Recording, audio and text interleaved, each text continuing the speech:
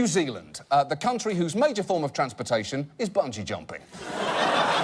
Their Prime Minister, John Key, has had a spectacular week. Peter, a very unusual story breaking here this morning. It involves the Prime Minister, a ponytail and some Pinot Noir.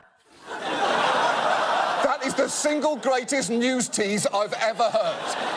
Just take a moment right now at home and imagine a story in which those three things come together, and I guarantee you what you've just come up with is a lot less weird than what actually happened. John Key has apologised to an Auckland waitress who says he behaved like a bully by repeatedly pulling her ponytail when he came to the place where she worked. To give you a sense of the detail of what she describes, she says he'd come up behind me when I was ordering at the terminal, tug on my hair and then pretend that his wife Brona had done it. She says that he rounded the corner behind me and commented one time, "That's a very tantalising ponytail."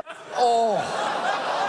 If you are a full-grown adult male, there's a very short list of things that you can describe as tantalising without creeping out everyone. There is steak, and that is absolutely it. That's it. That's the only thing.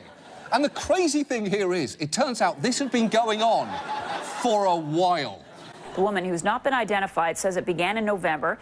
She told him to stop in March, but he continued to do it. She tried to avoid him, even telling his security she was sick of having my hair pulled and one day I'll snap and I'll punch him in the face. And why do I get the feeling that his security guard's reaction was, "Oh, please do, that would be awesome. We're not allowed to, but we want to." But wait, just wait until you hear his explanation for a grown man pulling a waitress's hair. There's always horsing, lots of horsing around and sort of practical jokes, and, you know, look, that's really all there is to it. I realised she had actually taken offence because it was all in the context of a bit of banter that was going on, and so I, you know, obviously immediately apologised for that. I gave her some mind. She thanked me for that, said, "Look, that's all fine, no drama." Look, no drama. You can't just pull someone's hair for months, then make it all good with a bottle of wine. You're the Prime Minister of New Zealand, not a real housewife of New Jersey.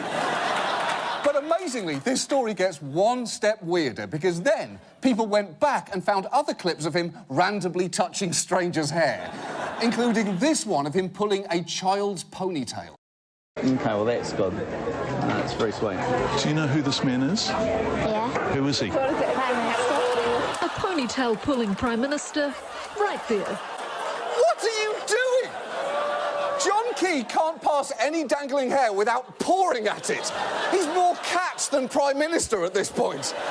And the problem is, this completely undermines his authority during any diplomatic negotiations.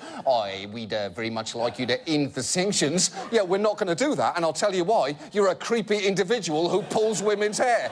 Oh, yeah, that's a fair point. Makes sense. I'll show myself out. Bit of banter, no drama.